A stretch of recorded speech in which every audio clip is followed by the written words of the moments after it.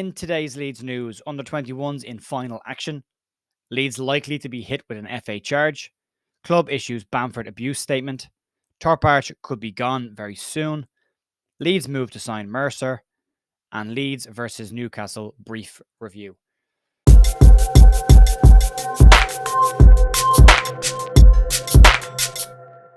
Hey folks, Jay here, Monday afternoon, the 15th of May with some Leeds news. How we're going to do today is we'll break it in half. The first half of the video will be the news. Second half of the video will be the reaction to the Newcastle game. So if you only want the news, you can stick around for the first 3 or 4 minutes. If you want to see the review and my opinions on the game, you can stick around after. We'll break it up with a slide. You'll know when it's coming. I'll let you know. Anyway, let's stop faffing around and get on with this. And we'll start off with the news that Leeds United under-21s will be in action tonight.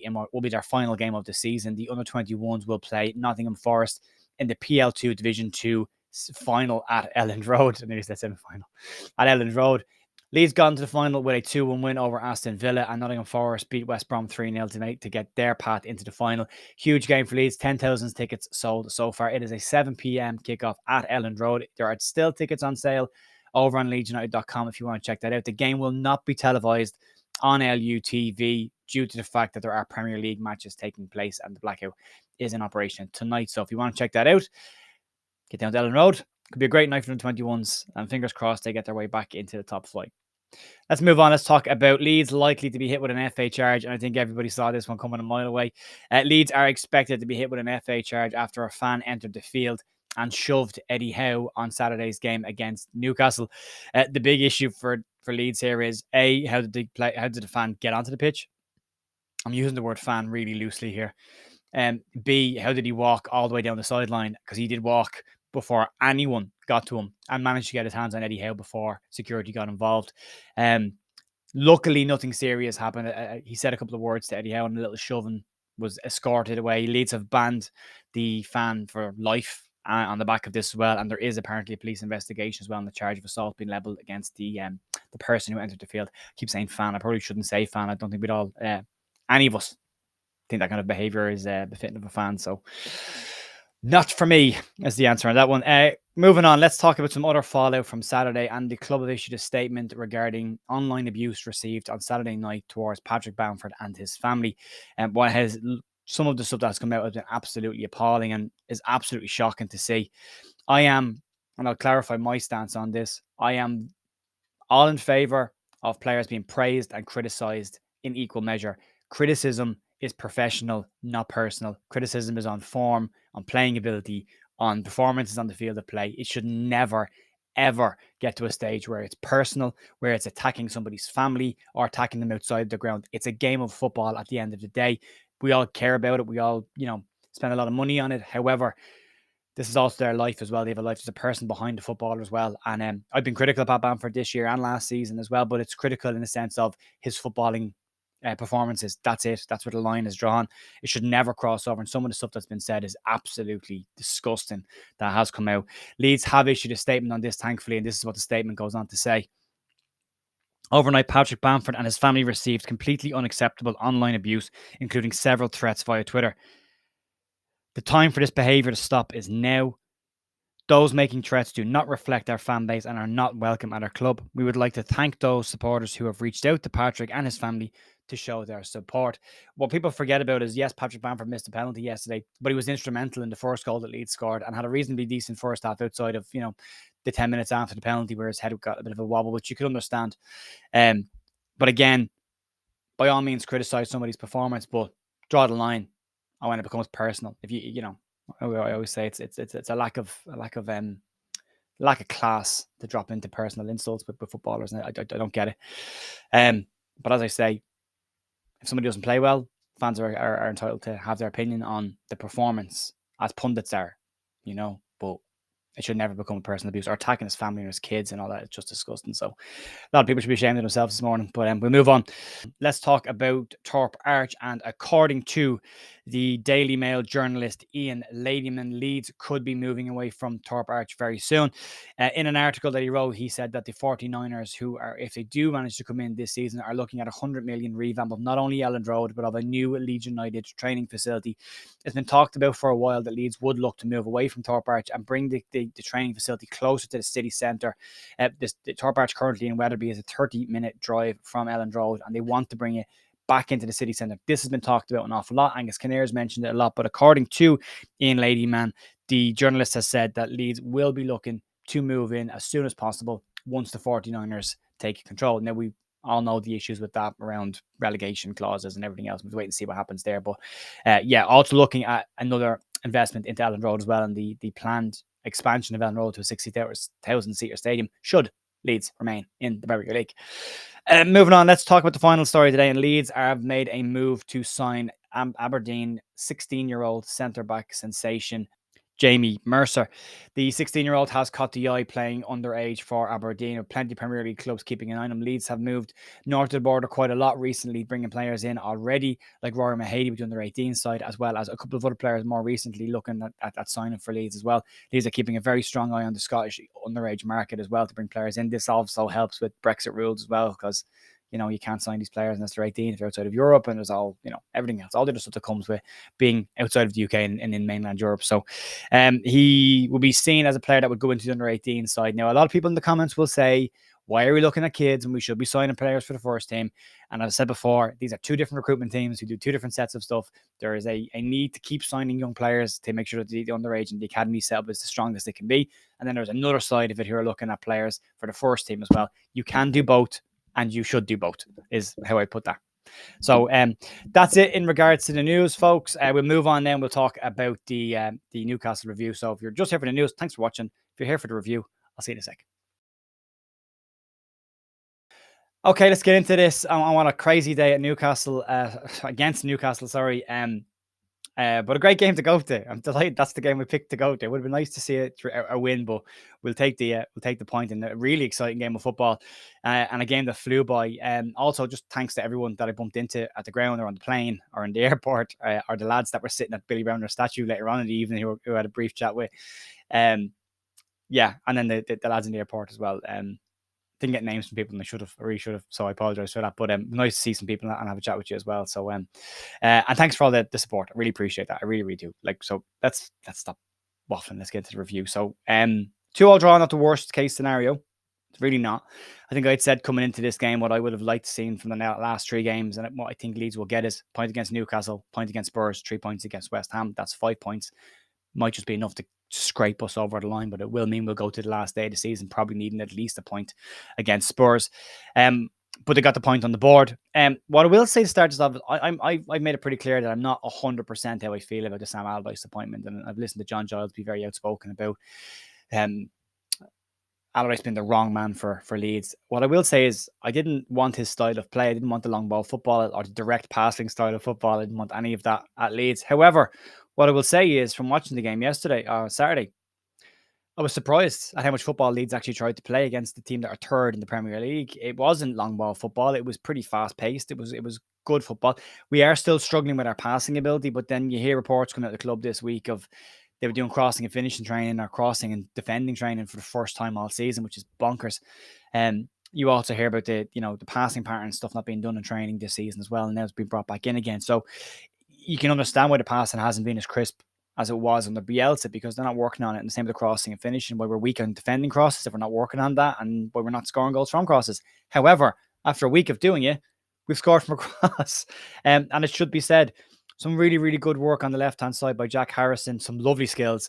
Also involved from Junior Firpo, and then a lovely cross from Pat Bamford and a fantastic header from Rodrigo, who's unlucky not to score. A good save from Nick Pope, and Luke Ayling following in with a clever rebound as well. So it should be said. So for everyone who's going to criticise Pat Bamford for missing the penalty, he was instrumental in the first goal, and we wouldn't have scored that first goal only for him. So, well, not only for him, but as part of the move. So that's important as well. Sam Greenwood's got a little bit of criticism as well. Sam Greenwood hasn't played a lot of football, and under Javi didn't play at all. Now, Jesse Marsh played a bit, but under Javi hasn't played at all. And then Sam Allardyce brings him on the pitch against Man City last week and started him. Probably on there for his set piece delivery, but unfortunately wasn't as crisp as it could be. He needs games, and we don't have time, unfortunately. But I do like Sam Greenwood. There were some nice bits in it. For the Firpo penalty, there was a lovely bit of skill from Sam Greenwood on the left-hand side to cut inside and feed the ball into Firpo, who gets the penalty. And then it's not a great penalty. It's not. It's a good height for the goalkeeper. It's not hit with a huge amount of pace. Why Rodrigo didn't take it is a question for Sam Allardyce to answer. But That happened. 3 minutes later, we concede a penalty. Max Fober falls over, or not falls over, cuts across. I didn't think at the time it was a penalty, but then when you look at the replay, it's pretty much a stone waller. And then Joe Robles was lucky not to save it. Second half, the first half, sorry, I was going to say, I thought we were fine. I thought we played okay. Could have been 2-0 up, should have been 2-0 up. Midfield was the issue. We just weren't getting a grip of the ball in the midfield enough. But I thought we still did enough. Didn't get the ball to the wide players early enough as well. Harrison, gets criticised, and I've criticised him at times this year for what he's done on the pitch. I just didn't feel we got the ball to the wide players enough in this game to make an impact. Even Rodrigo, who did a huge amount of work off the ball and wasn't getting a huge amount of ball to his feet. Second half, though, the change for Forshaw was pretty much the obvious change. I think a lot of people were calling for that at the time as well. And he made a massive difference when he came in. He was excellent in the middle of the park. For a man that's had the amount of injuries that Adam Forshaw has had, and his ability to throw his body on the line and get into tackles without any fear is fantastic. A lot of players don't do that.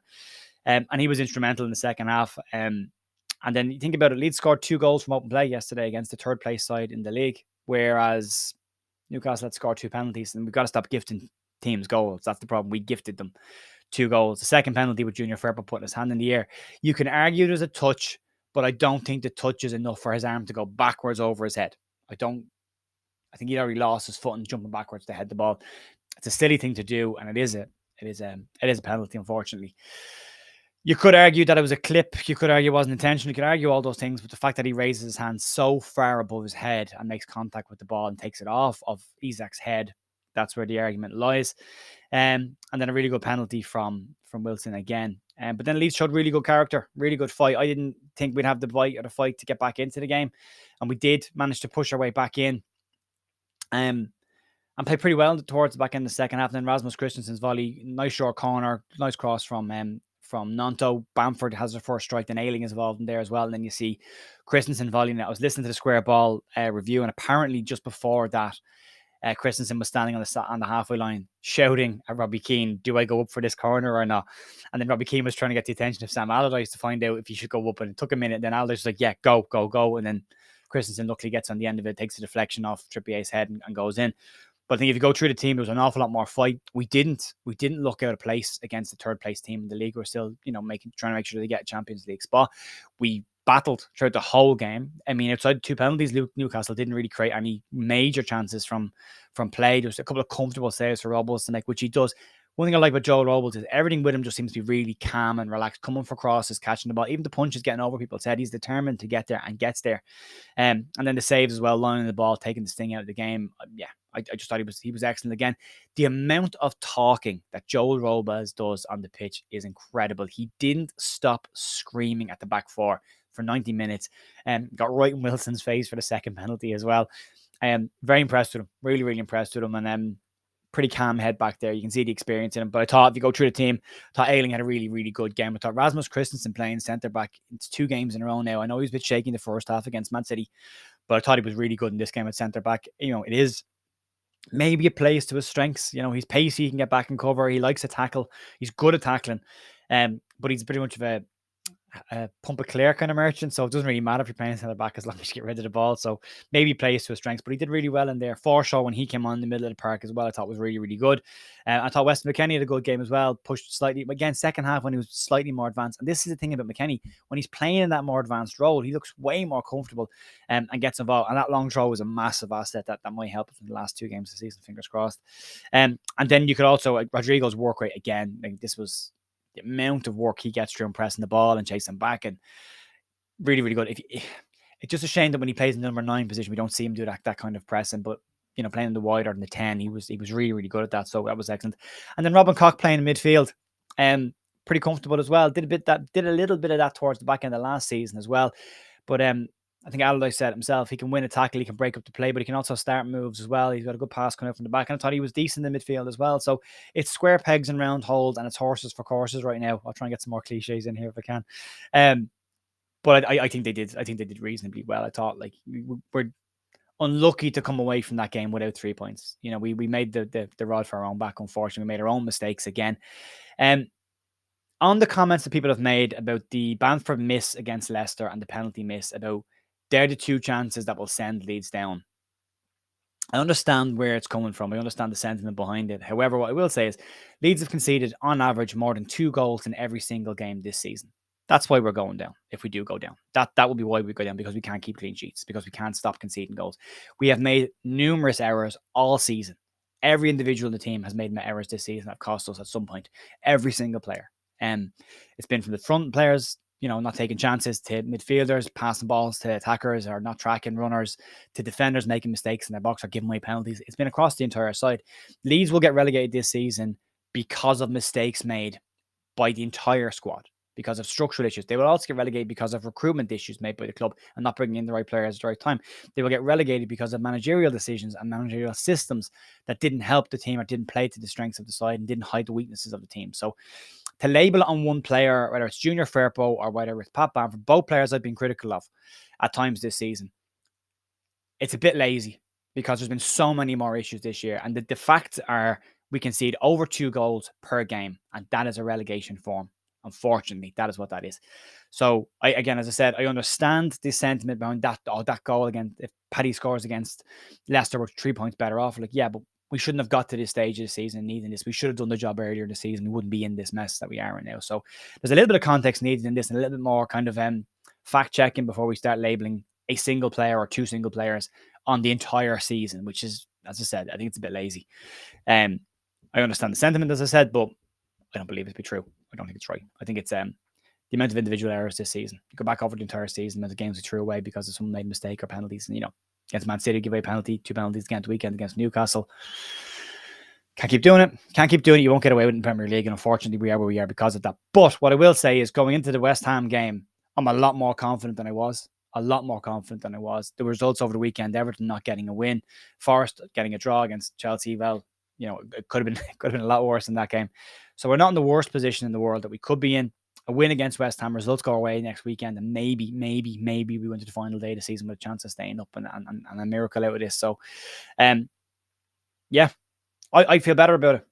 I might not sound it, but I do. I'm tired, but I do feel better about it.